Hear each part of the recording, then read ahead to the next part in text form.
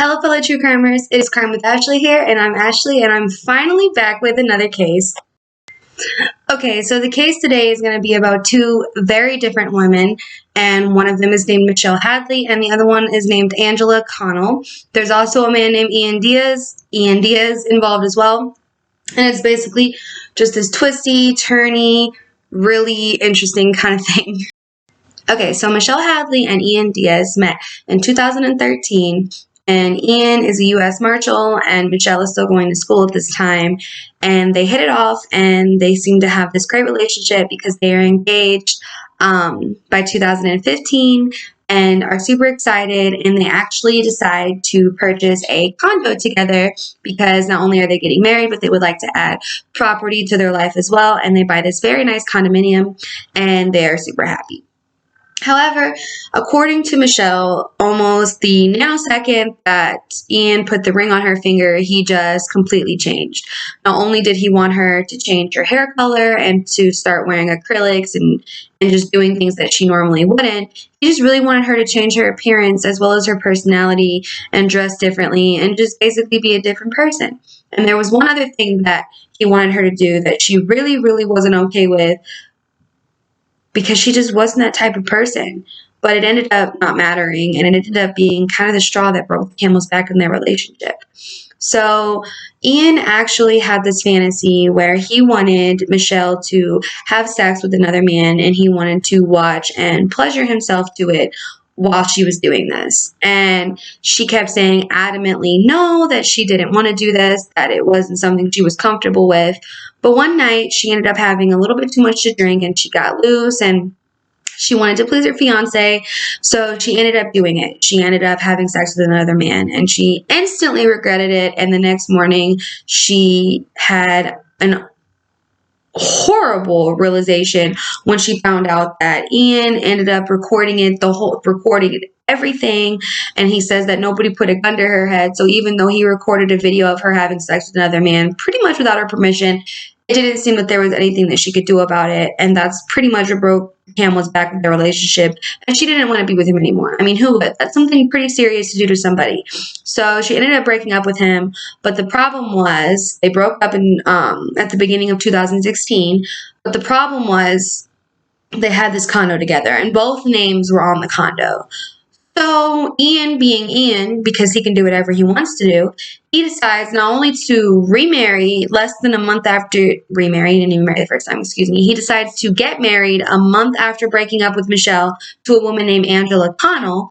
But he not only moves Angela into the condo, but he says nothing to Michelle about it. He doesn't say that he's gotten married, and he doesn't say that he's moved into the condo. Granted, maybe him not getting married is Michelle's business, but definitely moving into the condo that has her name on it too is her business. So, Angela and Ian are living in this condo, and by May 2016, everything seems to be great, bubbly, and fantastic because Angela announces that she is pregnant with twins. And not that long after she's announced that she is pregnant, on May 29th is when everything starts to go downhill for all three individuals. So on May 29th is when Angela receives her first email, an anonymous email from somebody that they just don't know who it is. And I actually have it right here. I have it written right here, and I'm going to go ahead and read it for you guys. This is her very first email that she received on May 29th. I hope you are scared to death. We will steal your child, and we will watch as it dies. You are a piece of shit, and you will burn for what you've done to us. Sorry, I don't think I've cursed yet on my channel, so gotta throw that in there. And then on May 31st, you deserve nothing but a life of lonely torture. I have always wanted to hurt you. There is no place you'll be safe anymore. And then on June 1st, you might be beautiful. You might be the one he married, but you're a sinner and still deserve to be punished. I will make sure you're reminded of your place. And here's the kicker. Angela finds out a couple of things right then. So she finds out that a couple of these emails actually have a name attached to them. And the name attached to them is Michelle. And when Angela tells Ian and police that the name is Michelle, Ian immediately goes to Michelle Hadley and says that she has to be behind this, because not only is she getting these threatening emails where babies and women are decapitated and bleeding and beaten, and just some really sick, disturbing things to be seeing and to be sent in an email, just horrible, threatening things. Angela finds somehow that there is a Craigslist post that says she herself, Angela, has a rape fantasy, and it has her and Ian's condo address, and it says that she's asking to be raped while she walks her dog at night. So whoever posted this knows she walks her dog at night, and it even says, much to her and everyone else's horror, that at the end, if she says no or screams or begs not to be raped, that it's all part of the fantasy to just keep going. So Angela is rightfully terrified, basically somebody is trying to get her raped. And now Ian and investigators are convinced that it's his ex, Michelle Hadley. But until something actually happens to Angela, police say that their hands are pretty much tied. So on June 13th, Angela reports that there are 3 men she finds stalking her, and she sees them stalking her. And she reports this to police, but the police basically ask if anything happened. She says no, there really isn't much they can do. Their hands are still tied. So then, on June 24th, Angela calls the police, and she is absolutely hysterical. She claims that there's a man who followed her home, followed her into her condo garage, and then attempted to rape her. And when the police got there, not only did she have marks on her neck, strangulation marks, but her skirt was torn halfway up her body and clearly almost off of her body. So she definitely looked like she'd been assaulted and she'd been through something. So this was the last straw for police. They truly believed that Michelle Hadley was a danger to Angela Diaz. So on June 24th, when Michelle was getting home from her date, police surrounded her basically and arrested her for attempted rape. And she had no idea what the heck was going on. She has no idea who Angela is. She hasn't really talked to Ian. She has no idea what's happening.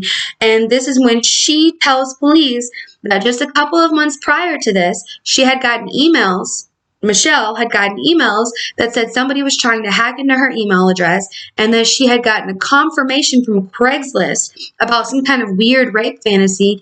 She had even contacted Craigslist to say, hey, this isn't me, don't put that up, that's really weird. And she had told police then, and she had went to the FBI then and said, hey, I think my ex, Ian Diaz, is trying to impersonate me online, which is a total crime. But nobody did anything about it.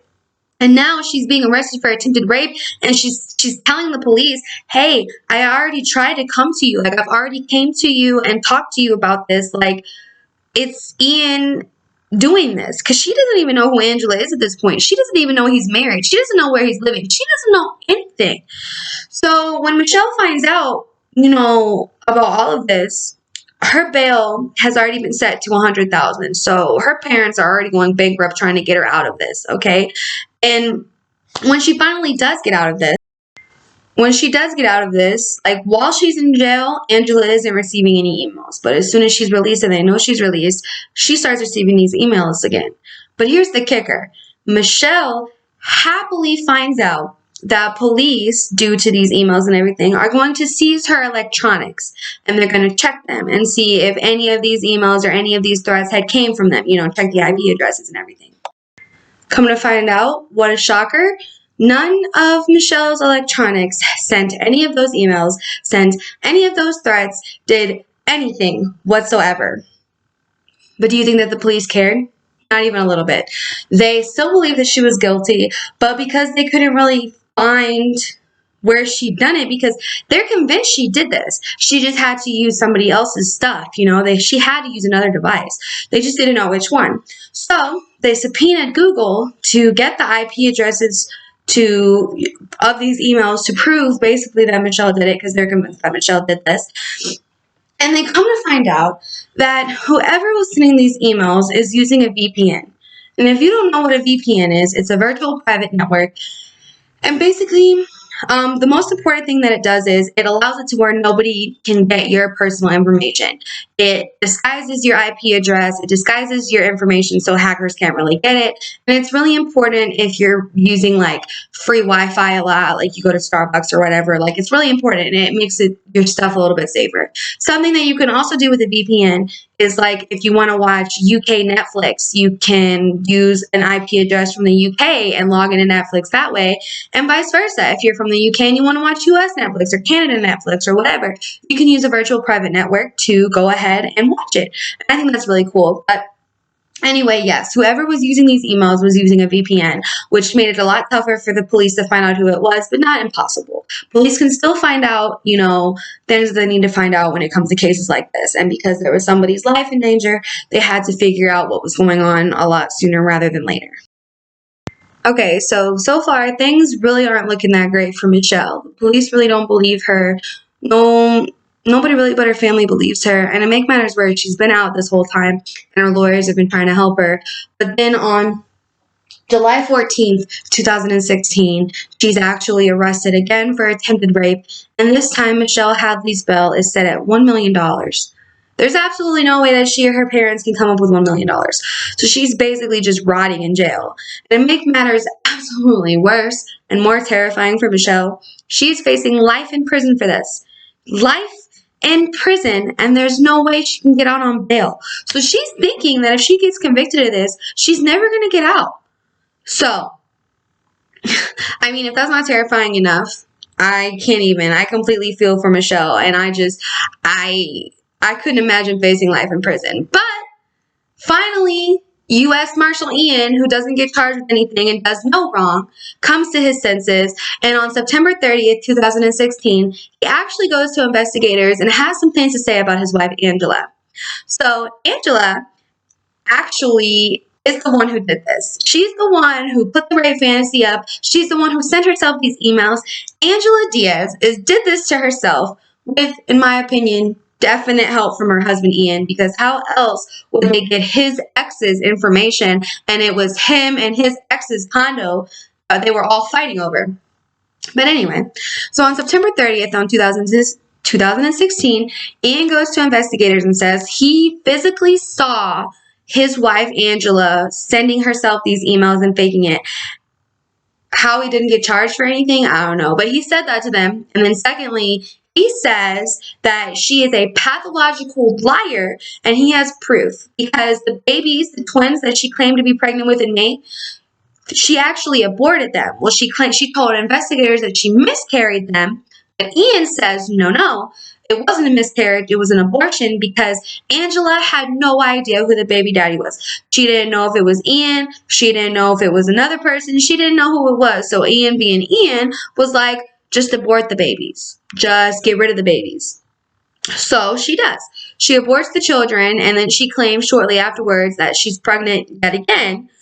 But he claims that can't be true because when she gives him the sonogram, her name isn't on it. There's no hospital name on it. There's no personal information on it.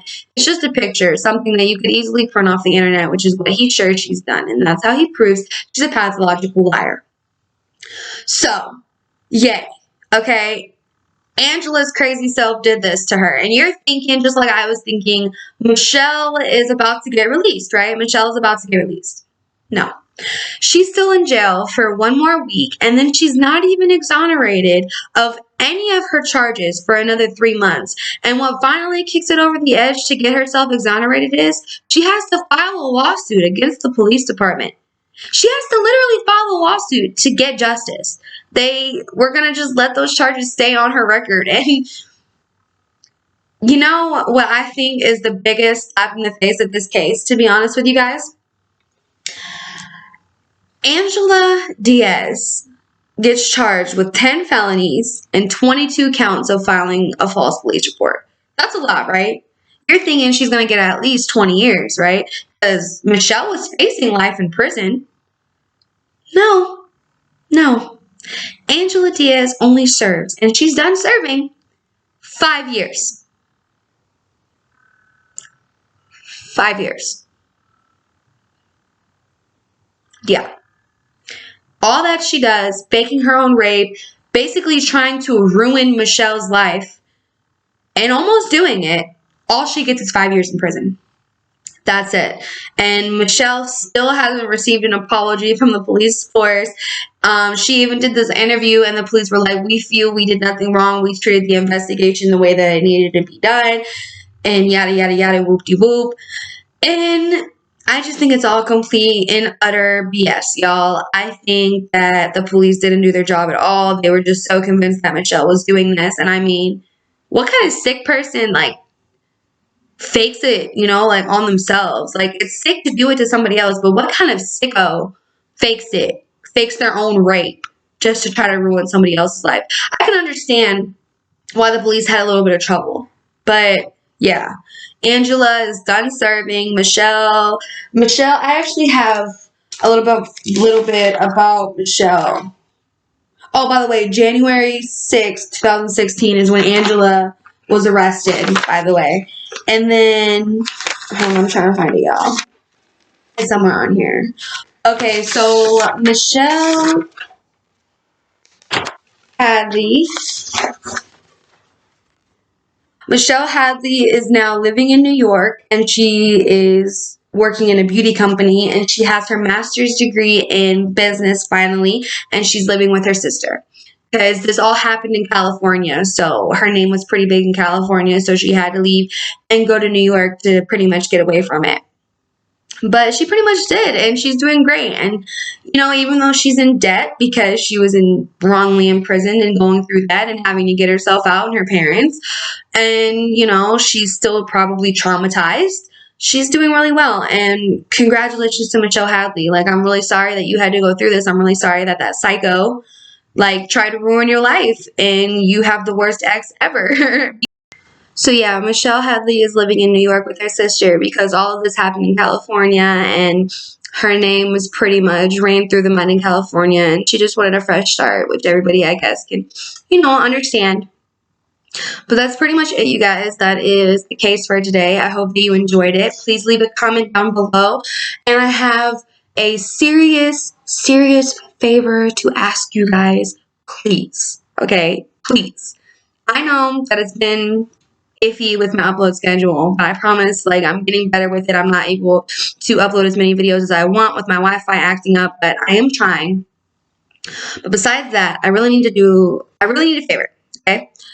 If you could please like this video and please share it. Like, share it to any kind of social media you have, and just basically try to get people to watch me. The more exposure that my channel has, the more subscribers I have, and the bigger my channel can grow, and the more videos I can do, and the more money I can put in my channel, and just basically the more I can grow.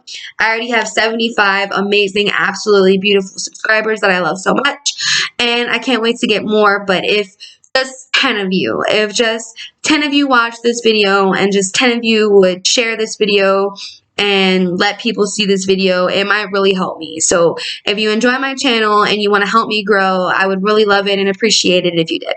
So I love you guys so much. I'm sorry about the watermark. I'm sorry that it's been a little bit since I've uploaded, and I'm sorry that I'm kind of all over the place. But I hope you enjoyed this story, and if you have any constructive criticism or you want to comment, go ahead and comment down below. I always reply, always, because I love you guys so much. Bye-bye.